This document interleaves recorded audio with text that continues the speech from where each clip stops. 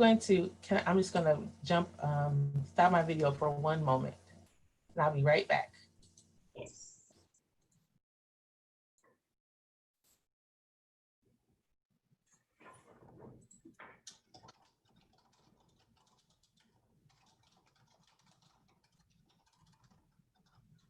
Thank you for your patience, everybody. We're getting that workbook to you shortly.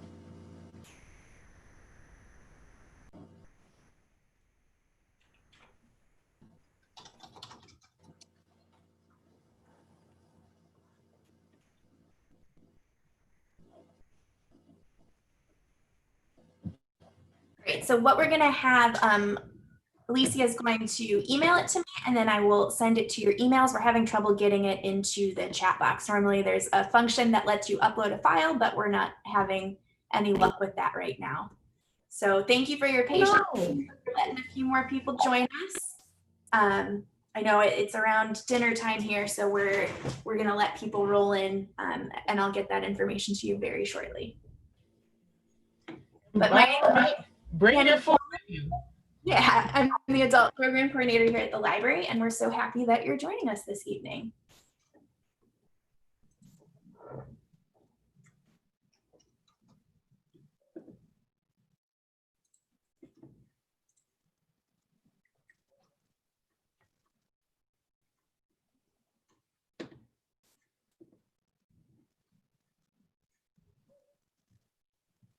Technology is wonderful when it works, but when there's hiccups, not as fun.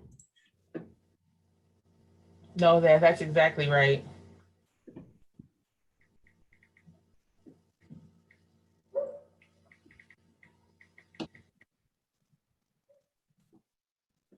All right, so if you guys go ahead and pull up your email, I'll have that to you in just a minute.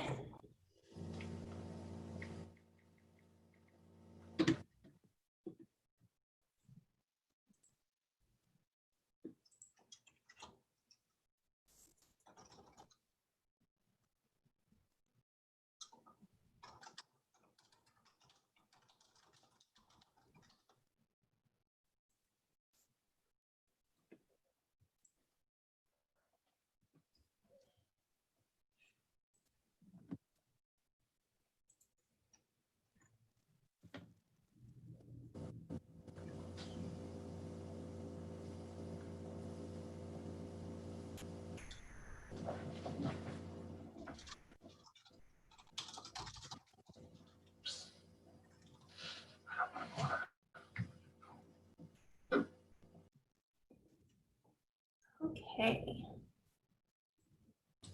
So for those of you that are just joining us, I did just email out the workbook for this evening. That will allow you can type directly into that PDF, or you can write your answers along.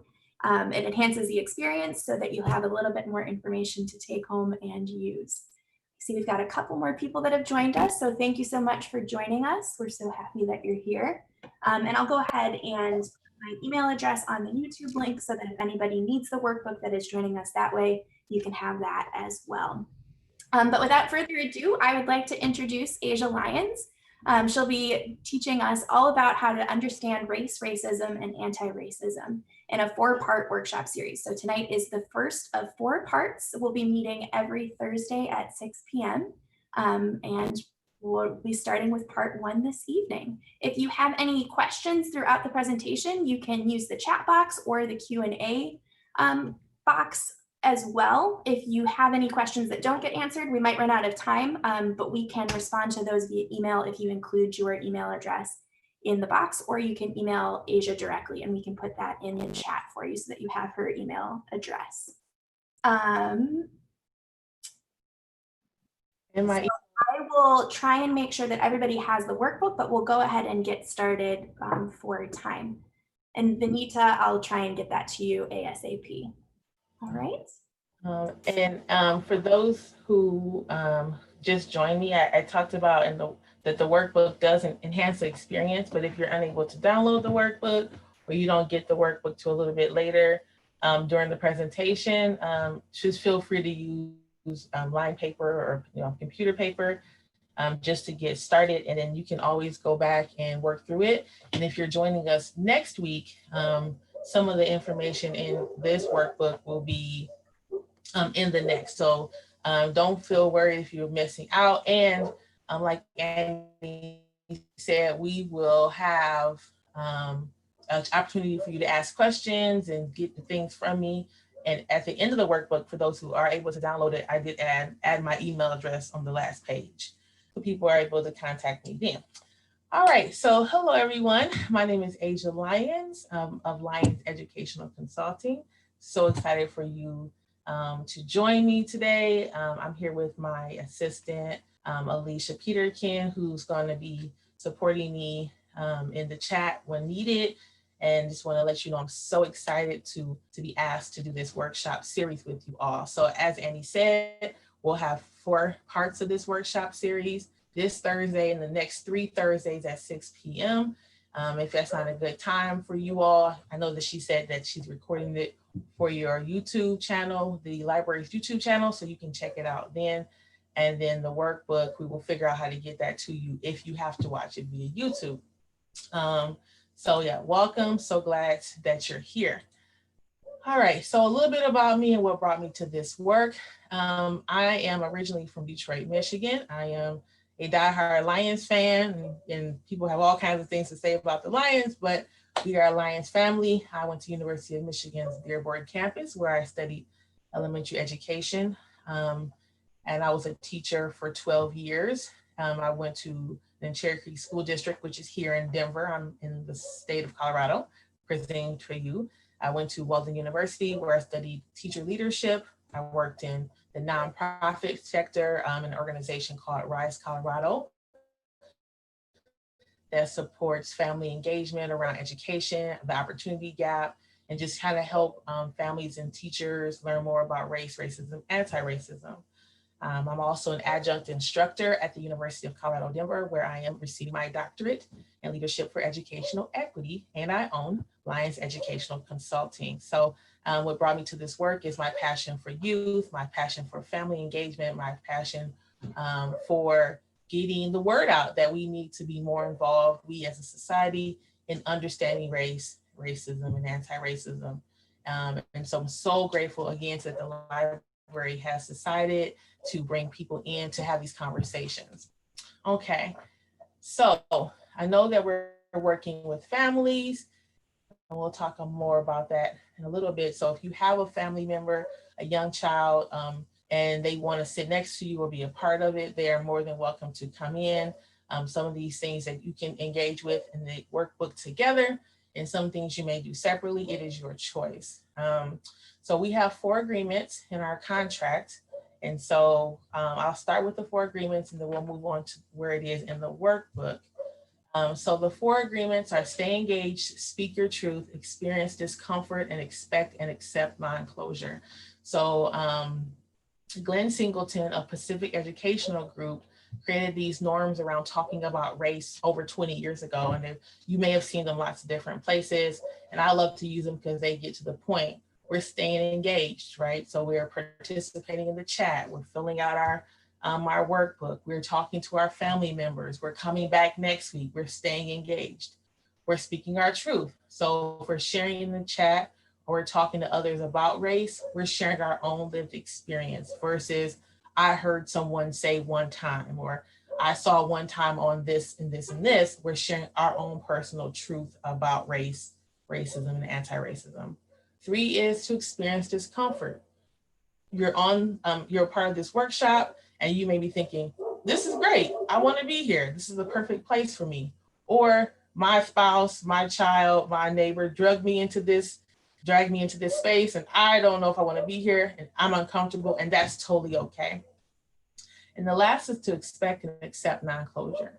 We're working in a 90-minute workshop over 4 different parts. So we have less than 6-7 hours to discuss these topics. So it's going to go on and on. And there's no closure at the end of this. And as long as you're okay with that, then you can feel good about moving forward. So if you have your contract, and I have a copy, you can see it.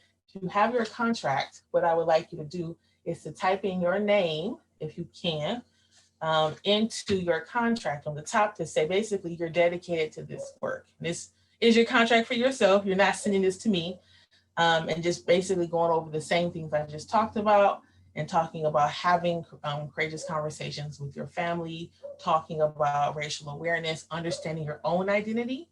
And then at the bottom, you can print it and sign it, or just type your name again and the date. And again, it's obviously not binding. It's just for you so that you can say, like, I'm dedicated to showing up in the ways that I need to show up for this. So again, on the second page of your worksheet, it's in color. It'll say contract on the top, and feel free to sign that. Okay. So first things first, on the next page, as you're looking at your workbook, the first thing I want you to do is do some reflection. I'm going to give you about 3 minutes to answer the question on the top. Why did you decide that you wanted to participate in this workshop? Why is this workshop important to you? So on the following page after the contract, that first section, go ahead and type in, why are you here? Why is this important to you? Why is this important to your family? And I'll give you about 3 minutes. If you don't have the workbook, feel free to use line paper. Give you about 3 minutes. Oops.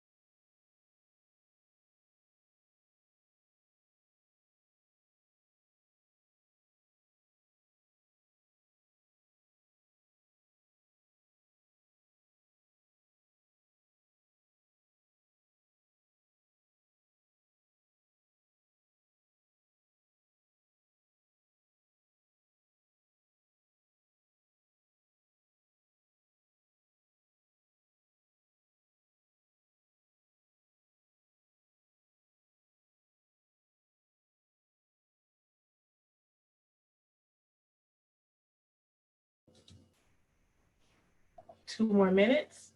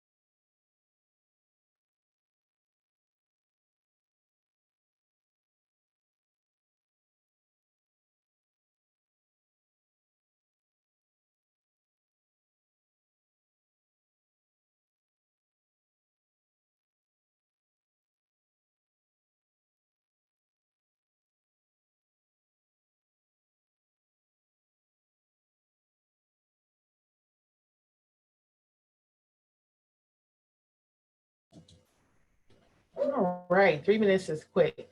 So can someone or a few people go ahead and share in the chat one of their reasons why they chose to sign up and to join us today in our conversation about race?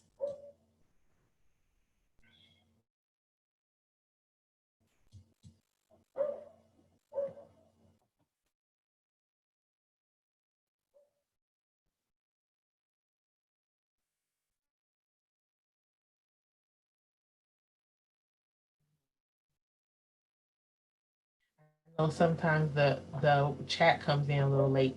So I'll keep going and then I'll come back if someone wants to add. So, all right. Um, so part of this, again, this is the grounding of the why. Like, why is this important to me? How did I get into this space? For some of us, it's, well, I've been learning about race and now I want to talk to my children about it. Some of us, this is brand new to me. I feel like this is a time. America is in a space where if you're not talking about race, learning about race, then you're going to basically fall behind and you want to try to get as much information as you can. So yeah, type that in the chat if you when you get an opportunity to.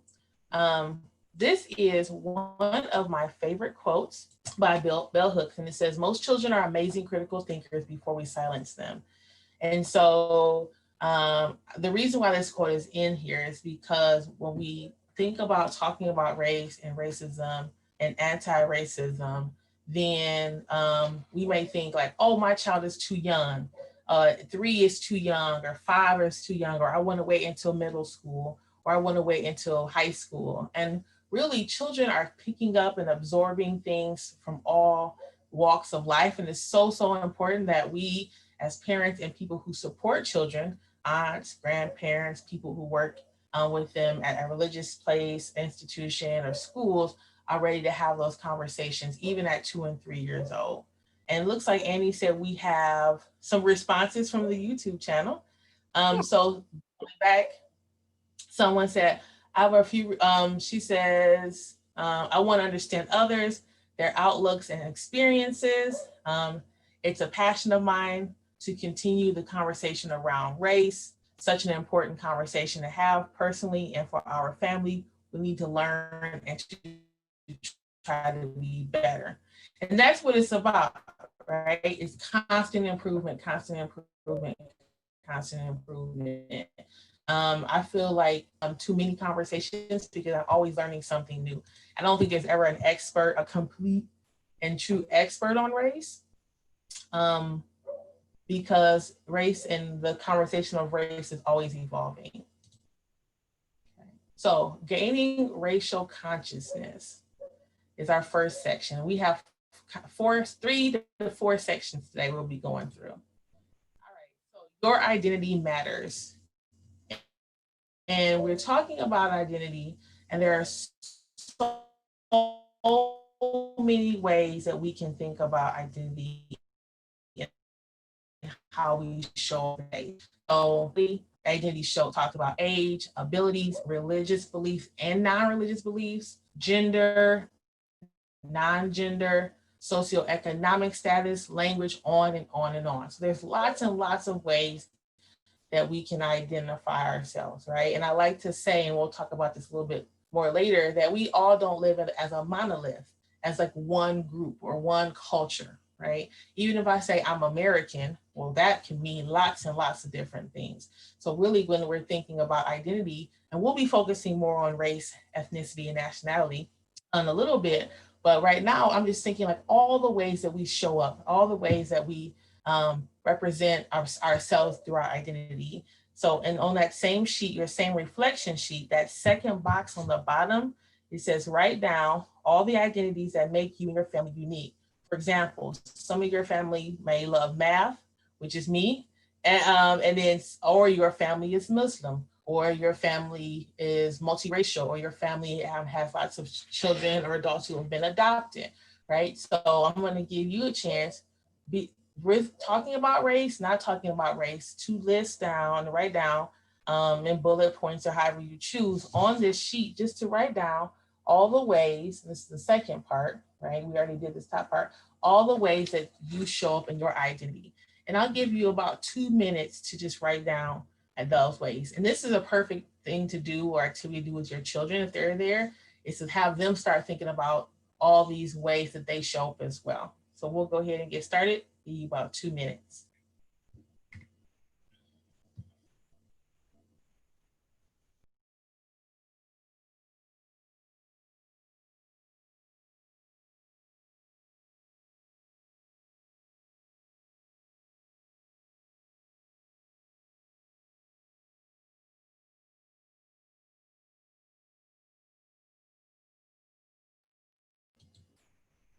And Annie is putting the workbook in the chat just in case you did not get the workbook. Thank you so much, Annie.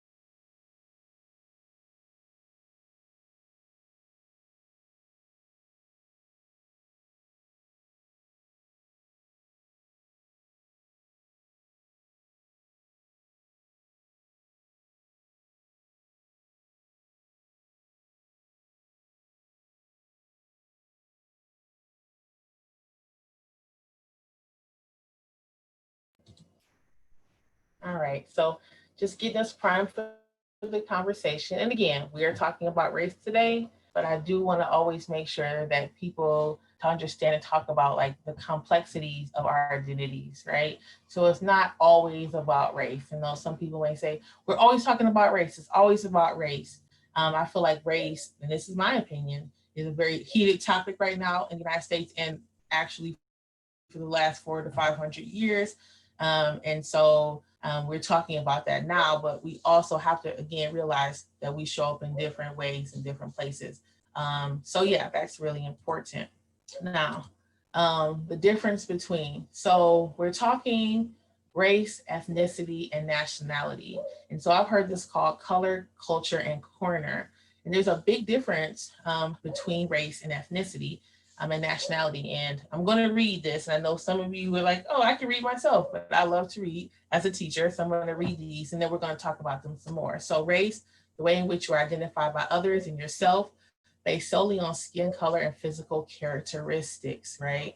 So, this is tricky with race because the way you identify and the way someone else may identify you could be totally different, right? So, you could be a lighter skinned person who is half black and half white, and then people identify you as white, right? And you may identify as white or you may identify as multiracial or black. And so race is very, what I would consider sticky. It's a social construct, and we'll talk about that in a second. But race is just solely based on appearance. It can be based on like nose and eyes and skin color and shapes of different features of your face and hair texture and things like that.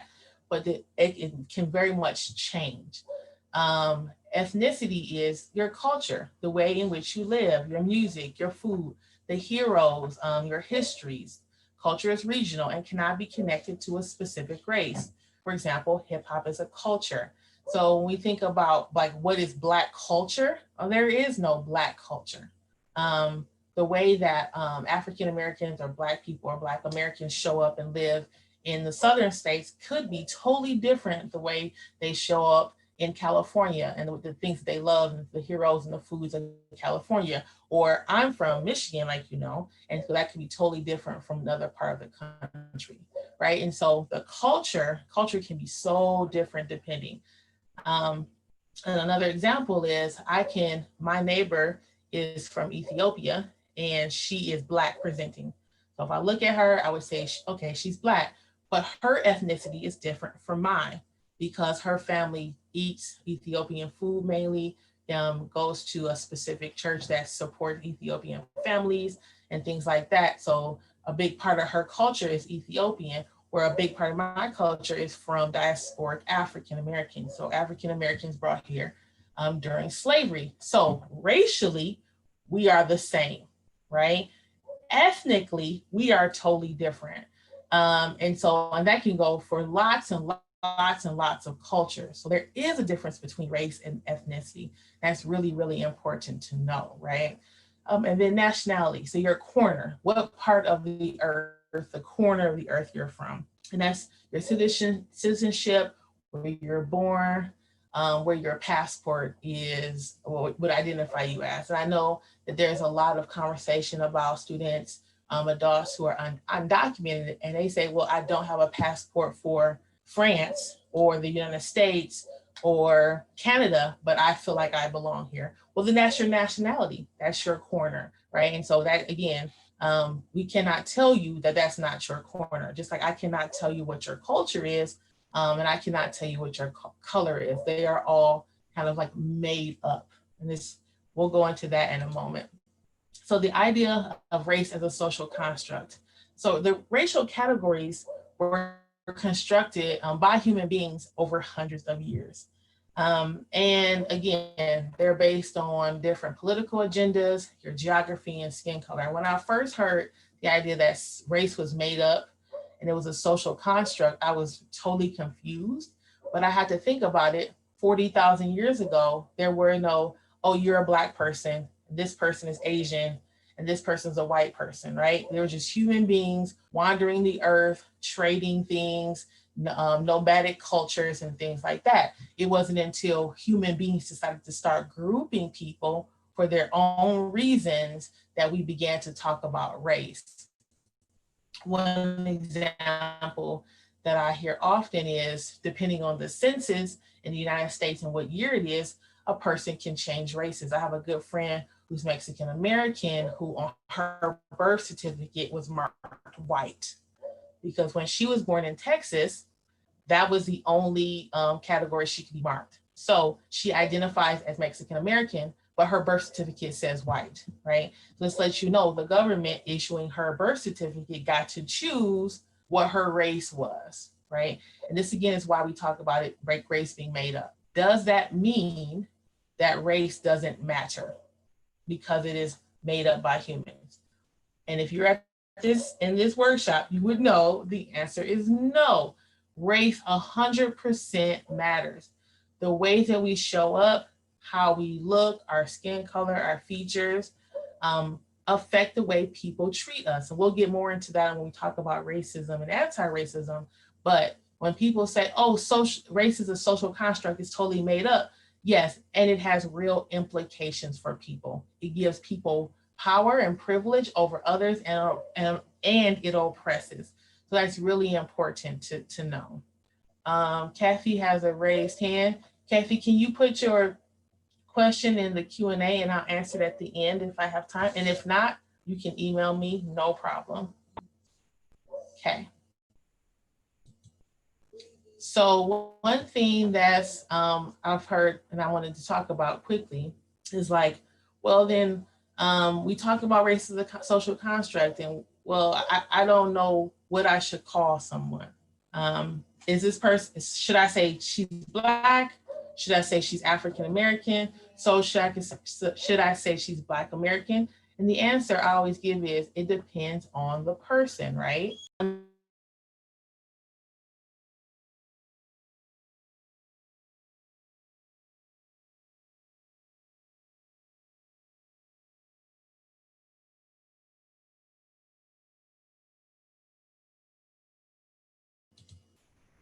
Sorry about that.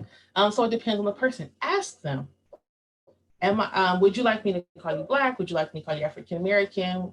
It's better to ask than to guess. And someone can say like, oh, it doesn't really matter. Or I thought everyone would just prefer this. And I give the perfect example. I don't really care like what race, or excuse me, it doesn't matter the way you identify me. I am Black, but you can say African American, Black. My husband prefers Black. He says he's He doesn't have any ties to Africa. He's never been there, and his ancestors have not been there in hundreds of years. So he prefers Black or Black American. So when you're thinking about talking to people about their race and like how they show up, and specifically ethnicity, also it'd be really important. Um, and to ask them. Looks like, okay, awesome. And so Andy's gonna go ahead and address it in there. All right, great. So another part of talking about and thinking about race is looking at the world around you and really seeing race. Um, I use the word color evasion. I learned just recently that using the term color blindness is actually ableist, and it's very offensive to people who are blind. And so it's better to say color evasion. So in the back of your workbook, we have like a vocabulary list or a vocabulary word section, and I did put color evasion in there because we're like avoiding or evading race. We're trying to like not see it, right? And so that's taken me a while to kind of get into my vocabulary to say color evasion versus color blindness. But that's something I want to put out to you all as we're talking about race, is when I'm saying color evasion, I'm saying what we would used to call color blindness, right? So what we're doing is in this section is talking about looking at the world around you and seeing race around you. Okay. So this next activity is called Who is in Your Circle? And again, this is a great activity if you have children, youth that can help you with this activity. And so what you're gonna need is this part of your worksheets, your workbook that has these circles. And again, you can always draw these. There are 1, 2, 3, 4 circles, okay, for this activity. And it's who's in your circle, okay? So as you're doing this activity, you may, if you have your cell phone near you, this is a good time to pull it out. Do not check Facebook right now while you're doing that, right? Stay focused, stay engaged, but you may want to use the contacts list on your phone to help you to jog your memory as you're doing this activity. And then you may not need that at all. So don't feel like that's mandatory. So the first thing that you're going to do in the middle circle is you're going to write your own name. And if it's multiple people, you can write both names in the middle. So middle circle, write your own name, okay? And it should be, if you can tell in the box or on the sheet, there's multiple lines where you can type in your name and people's names. So they're like these little purple rectangles all around the circles. And do not feel obligated to fill in every single purple rectangle. The second ring you're going to put in the names of the people closest to you. So these are folks, they don't have to be a spouse or a child, but someone super close to you, you tell your deepest secrets to. If they open the door and walked in your house right now, you will be totally okay with that, right? And do not fill this in right now. I'll give you time to do it. So just kind of give you directions. So that second ring, closest friends, closest family members, know your deepest secrets. They can walk in your home. They can borrow money from you and take long to give it back, or they just don't give it back at all and you're totally fine, depending. The next ring are people who are a little less close to you, right? So they may call and let you know they're coming over. You have a good laugh. They come over often. They know a lot about your family. They may be from a place of worship or work, or from high school or school you went to. These might be people who you've learned or been to classes with. So that's the next ring. And the last ring are the folks who maybe you just know from work. They might have been to your house once or never at all. You say, if you're at a religious institution, you might say, hi, how's it going? Wave at them, maybe give them a quick hug. And they probably wouldn't ask you to borrow any money, right? And so they're not as close. You know them, you know their first name, maybe you know their last name, it's a high basis. So go ahead and fill that out. Again, middle circle name, next circle closest, Next one after that, a little less. And then the one after that, a little less close, which just their first name is totally fine. I'll give you about 8 minutes to do that. And you can use your contact list in your phone if you need some reminding.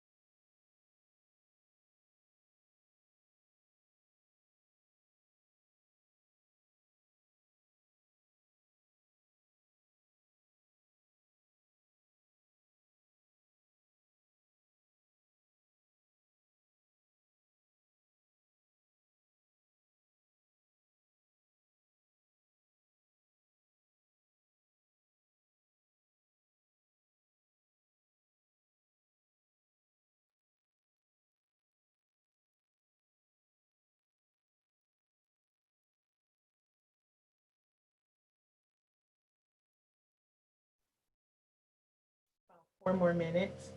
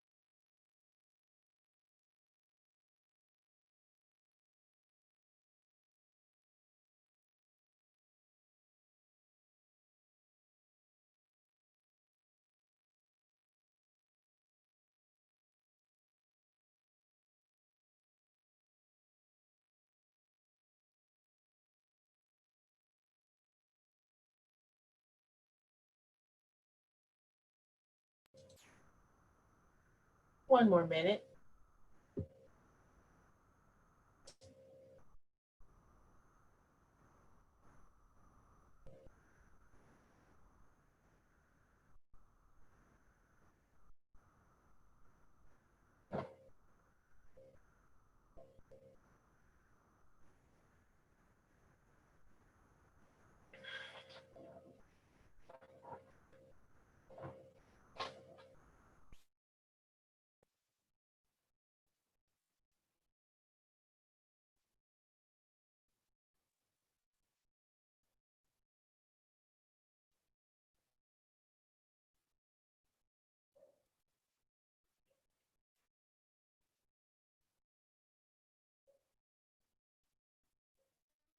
Okay.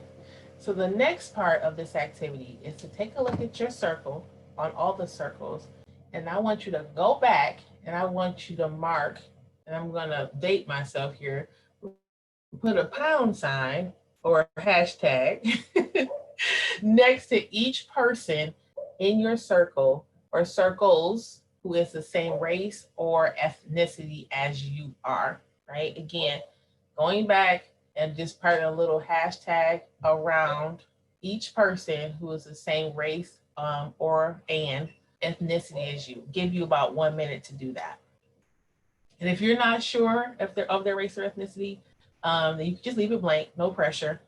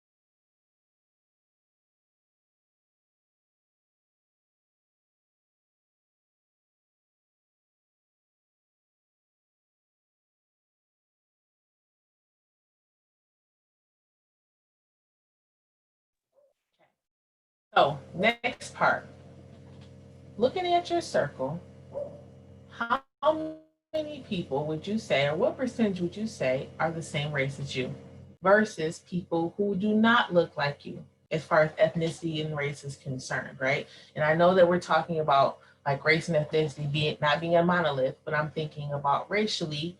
Do people in your group, do you have people who are indigenous in your spaces? Do you have people who are Samoan American in your spaces? Do you have people who are Asian American in your spaces? Not just Chinese, but Southeast Asian.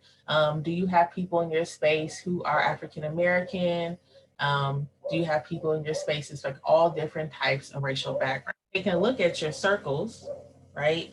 And you're saying, yeah, I have friends who are black, I have friends who are white, I have friends, and so on and so forth. Take a look at where they are in your rings, right? Are they closest to you, those folks who do not racially look like you or racially identify like you do? Or are they further out, right? If you say, oh yes, I have an Asian American friend actually at work, would they call you a friend, right? Or they say, oh no, I've just said hi and bye, or I've been to their child's graduation party, but I wouldn't consider them a friend, right? I just I just dropped off a gift basket. Look and find, and then specifically, like what are you missing out on when you are missing people in your circle? So again, who's missing in your circle? Which races of people are missing from your circle? And then how are you missing out on the racial perspectives of folks who are missing from your circle? And I think that's the biggest part that we need to be thinking about, right? It's like, what am I missing out on? What lived experiences, what stories, what histories am I not learning about when I do not know the lived experiences and friendships of people who do not look like me racially, right? And then also on another level, well, how are my children missing out on ways that they can expand their racial consciousness when the people they see most often in our home or that we go to their home all look like us, right? So what are we communicating to our children when we're going to the same places, we're visiting the same people, and everyone looks like us? So, and obviously, it's good to have community, right? People that we have people in our spaces that have things in common with us, but it's also good to push and to stretch and think about our growing edge when we think about learning about different races and different ethnicities and cultures. So that's really, really important. Um, and so the next thing I want you to be think. Oh, let me pause for a second. I feel like I'm talking. Anyone have any like? And I know there's some time, some delay in the chat. Anybody have any realizations they've had about their circle as they were typing it in or thinking about it, something that they want to share in the chat box? Go ahead and share that now, and I'd love to see it and share that out. As I'm continuing to talk about this activity. So again, what did you realize? What are you thinking about? Go ahead and type that into the chat box. The next thing is, in this activity is, so let's just say you're a person who says, you know what, I have tons of friends of different races. I've been all over the globe. I have friends that I know from high school. I have friends from all over. And my racial, the makeup of my friends and family members is very diverse, right? I want you to take another step and I want you to ask yourself, have you had race-based conversations with those folks, right? And I ask that question because in some cases we find that, or I shouldn't say we, I find that people say, oh yeah, I have Black friends. And I say, oh really? Have they talked to you about their racialized experiences and racism here in America and how it's affecting them? And then they'll pause and think, well, no, we have never talked about it, right? It doesn't mean that racism doesn't happen to your friends or to your family. It just may mean that they don't want to share that with you, right? And so we have to think about like why that is happening, right? And I'm not asking you to run up to your friends of color, run up to someone who different race from you and say, tell me about your racialized experience. I want to know all about your race. I want to know all about your people, right? Because that's highly offensive. But I do want you to start thinking about like what is it about the situation here in America or our relationship with my friend of a different race or ethnicity where we're not having those race-based conversations. And it may have nothing to do with you at all, or they just don't want to share. They don't feel like they want to share that with anyone. Or it could be like maybe they don't want to share that with you, right? Um, so thinking about that and reflecting about that. So that's a big part of our journey about talking about and having conversations is we need to understand these conversations are important because we want to grow in understanding race, racism, and anti-racism. Okay. Um, so again, talking about race, what does that look like? Having those conversations, examining the places around you, right? If someone's talking to you and having a conversation with you about race, having an experience saying, yeah, I went to the grocery store and they asked to see my ID when I went to the grocery store to write a check, which I guess I'm the only one who writes checks these days. I don't know. And they didn't ask someone else, right? And instead of saying, oh, well, that probably just because the person was new, right? Believing the story of others, right? Believing the stories of people who have a different racialized experience from you, right? You may say, well, I'm a person of color too, and I don't have that experience. And we have to understand each race has a different racialized experience, especially in America. And we can talk about in our next unit about anti-Black racism, but just starting here, believing the stories of others. The second is gaining perspective through reputable sources. We don't have to have a list of 40 questions to ask our Native or Indigenous friend from work and say, oh, listen to this workshop yesterday, and I have so many questions to ask you. Do you have a minute at lunch? Right? Obviously, there are lots of reputable sources and books and podcasts to listen to gain understanding about other people and other races' lived experience. One of one of my favorite sources is always NPR, and I may be biased on that, but I love NPR, and specifically, I love the podcast Code Switch. Code Switch talks about not just different racialized experiences, but religious experiences. But that's a place to start to your journey if you're unsure, or if you're not into podcasts, check out Code Switch. Another one is being conscious of your routines. So we're looking at race and we're thinking about race and we're looking at our circle and we're saying everybody in my circle, my friend group is Black. So how am I going to change that? Because I feel like that's important. Think about your routines. Am I going to the same grocery store? Am I going to the same mall? Am I hanging out with the same people? Right? Am I watching the same television shows? And we'll talk about that in a second. But like, what are we doing in our routines in our everyday that we can change up to put ourselves in different spaces and different places, right? And that's really, really important. I know that sometimes we do things for convenience, right? Well, I go to this grocery store because it's down the street from my house. But if I went and traveled another 3 or 4 miles, and I know that I'm going to go into a grocery store that has lots of different foods and lots of different cultures shopping at that store, would it be worth my time to go and to expose and to show my child these different ways of eating and living and being? We have a place in Denver called H Mart, which is an Asian grocery store that we take my daughter to. My husband's a chef, so he's going in there and we go in there and there's people from all walks of life in the store. And that's why I love it so much. On top of food that I wouldn't get in my typical like King Super Kroger type store. The second thing is thinking about your school and your work. And before you think I'm saying, quit your job, go to a different school, you need to mix it up racially, I want you to instead think, I'm not telling you to quit your job. I'm saying if your job is 94% white or 40% white or 70% fill in the blank, right? Or your child's school is not very diverse, then think about how you're going to supplement those spaces, right? How are you going to get into and go into different areas and different places so that you can start to learn and to be amongst people who do not look like you, right? I would never suggest, unless your child is experiencing some horrific things at their school, I would not suggest pulling your child out of a school strictly based off of it not being culturally diverse, because for some people that's just not an option. That's not a privilege that they can use.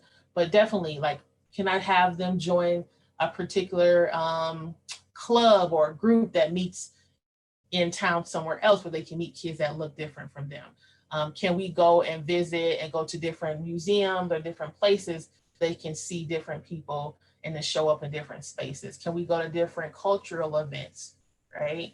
And I want you to be very mindful that we're not just thinking about like food, fun, and holiday things, because there's a lot more to culture, a lot more to race than just the foods we eat and like MLK and soul food for Black people. But just kind of keep thinking like, how can I do this? I live in a small town. I don't think that's possible. Well, we have YouTube, we have lots of television shows and things that we can be watching and documentaries that we can be watching to broaden our perspective. And thanks to COVID, we have plenty of time to sit in front of our screens and do those things when we're not outdoors getting some cardio, okay, with our mask on. So next, so on the next page, it says take a deeper look, right? And it has like a ton of lines on it, right? Take a deeper look is the next page in your workbook. And I want you to go ahead and pull that out, right? And so this is us going through, and then if you're physically able to, I need you to actually get up and do some of these activities. If some of these things apply to you. So what you're going to do for the next 10 minutes is you're going to go to your bookshelf, look around your home, look, some of you have a book bag from the library before the libraries, some of them are still closed like mine is. And And I want you to look at and write down the magazines and children's books and your books, adult books that you have in your spaces, right? And as you're looking through and writing down the list, I want you to observe like who is in that book, right? Who's showing up. If I'm looking at a bridal magazine, for example, are all the brides in the magazine, are most of them lighter skinned or white? If I have I don't know what magazines they have anymore, but let's just say like a mechanics magazine, let's just say. And of course, they have the cars in there, but then they have the advertisements for the products. Who's in those magazines? So, writing down where it says bookshelves, I need you to write down in the next 10 minutes, as many as you can, as fast as you can, some children's books, some adult books, and magazines that you have in your spaces. And I'll give you, and again, this is a good time to stretch. So if you need a stretch break, go ahead and get up and do that.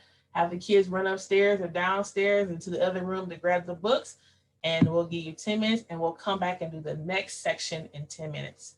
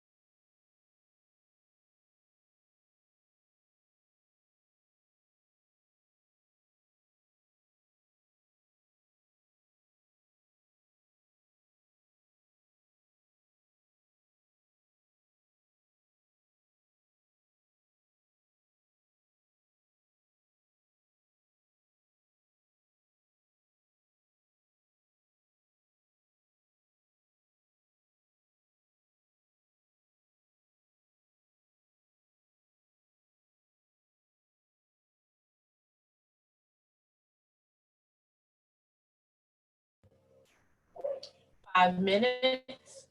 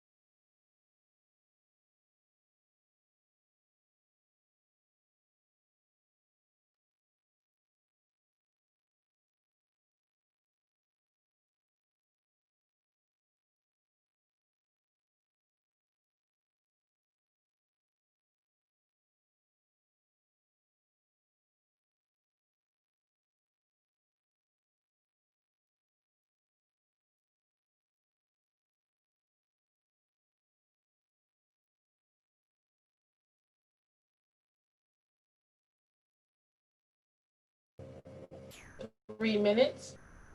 And hopefully by now you had a chance to write some titles down and then get a little stretch break too. So we'll be back in 3 more minutes.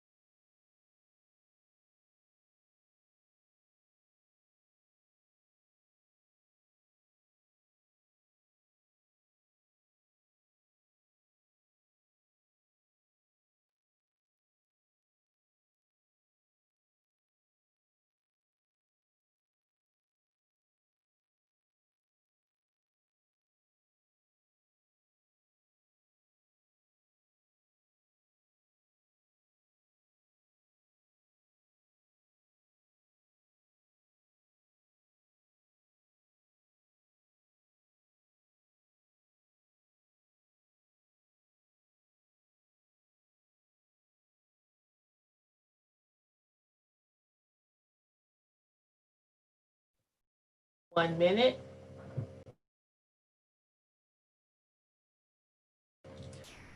And while folks are finishing up, if I want you to start thinking about and looking at some themes that you may be finding in your books. So the section is called "Taking a Deeper Look" for lots of reasons. So first is looking at not just having like books in your home or magazines in your home or utilizing the library. So, however, or even, and I didn't mention this, but your Audible or your books on, we have what's called, well, I cannot remember the name right now, but we have like Hoopla. We have Hoopla and Overdrive here from our libraries to borrow books. So thinking about even those like books that you listen to, thinking about those as books to add to your list. So as you're going through and thinking about you're thinking about your list, I want you to be looking at that. And again, we're going to start off by looking at the race of the people in the books, in the magazines, right? Um, and then I want to take a look a little bit deeper than that and look at if you are reading about people a different race than yourself, are these stories specifically around like struggle, or are they like hero stories? What types of stories are you reading, right? So, for example, if your child has tons of books, or you have like lots of books on African American history, but most of the books start with slavery, right, or enslavement of Africans and African Americans, then like that's something to think about because we know that African history started well before slavery. And so, like thinking about that, or is your child reading stories and the story is about always about like Black children playing sports, right? Like so, thinking about are the books that we're reading about stereotyping, right? Is the person in the book an Asian person who was a model minority, right? They're showing this person in the stereotypical ways that we see a society, American society specifically, talking and painting pictures of Asian Americans. Are there books that you have that are by Indigenous authors? I had to check myself on that a while ago. I had a good friend, Kamimila, who put out saying, "Hey, one of my good friends is a author, a children's book author, and she wrote books for children, just like about Indigenous love and things like that." And I was thinking to myself, I don't own for my child a single book written by an Indigenous person or who has Indigenous main characters. And so I purchased the book and it checked me in my thinking, right? So again, looking through your magazines, looking through your children's books, and there's school books as well, right? There's a lot of talk about and topics around, especially for high school children, books that use that people call or high school teachers call the canon of books, like To Kill a Mockingbird, which uses the N word in it, and how that can be very triggering for Black children. And so people are having like a lot of debate about is that a book that we should continue to have in our classrooms when children of color, Black children specifically, struggle with reading or hearing someone read those words. So taking a look at that and looking at your theme. Oh, and Annie said Hoopla and Overdrive are both at your library.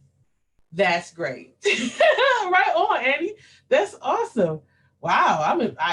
All right, that's great because we have Aurora Public where I go as Overdrive and Hoopla is at the Denver Public Library.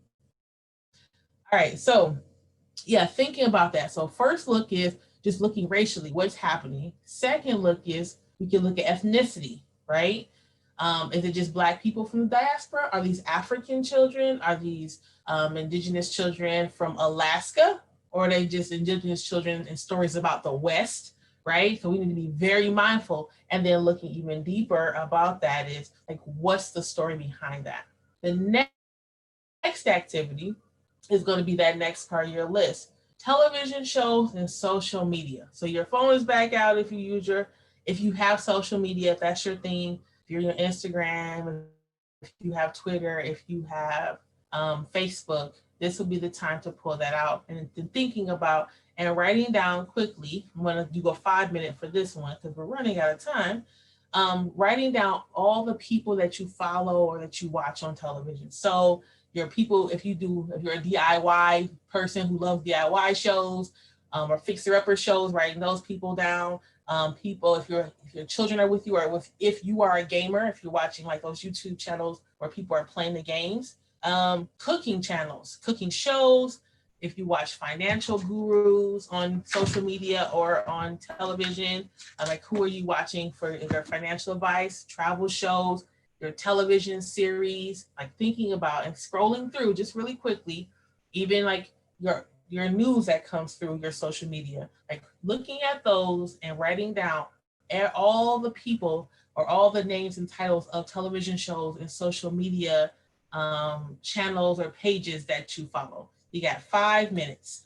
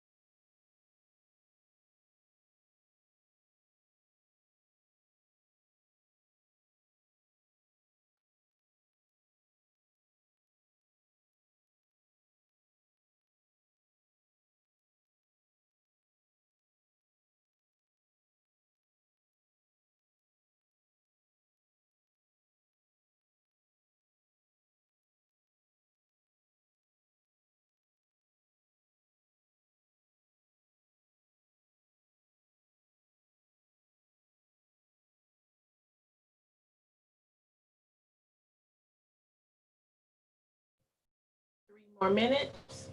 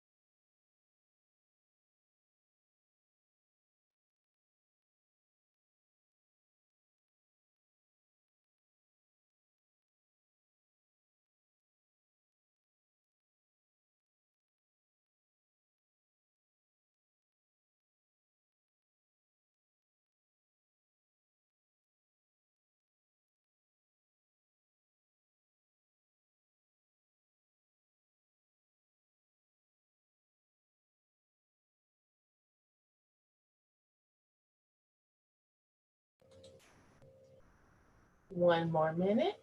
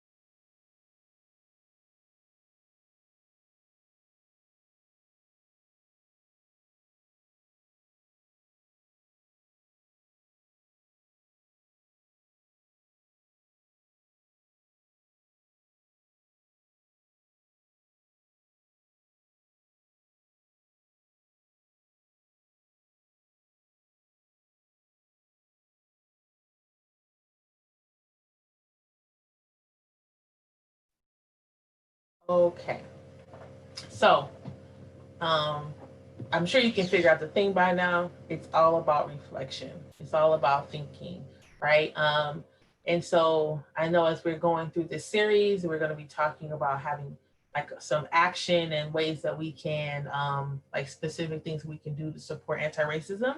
But before we can even do any of that, before we can have conversations about racism, intersectionality, institutional racism, ways that people can protest in all forms or whatever, it's really important that we take a look around our own spaces, right? We look at our own home, we talk to our own community, people that are close to us, that we spend a lot of time reflecting. And if you're a person who journals, to journal or to have conversations and say, like, okay, I want to do this work out in my community, but what's happening in my own home? What's happening in my own spaces? And then how can I go deeper, right? Um, and so this is like really important again. So with the social media and the television, who am I who am I looking at? Who are my children looking at? Right? If we watch television shows or movies as a family, and are they always sitting down and watching white main characters? Right? Are they always watching Southeast Asian or African American or Mexican, Latinx, American characters as the main character, right? So we have to think about that, and if that's the case, and we're saying, yeah, every time we watch a show, it just happens to be that the person is white. or that just happens to be that the person is this, right? We want to be very mindful that we're not just saying, it just happens to be. Like, how much is intention, right? And just being mindful. So again, a big part of today's work and a big part of like this first part of the series is just looking around our spaces, understanding our identity and how we show up, and the difference between race and ethnicity, and how important it is for us to be grounded in our race and ethnicity, and to have pride in our race and ethnicity.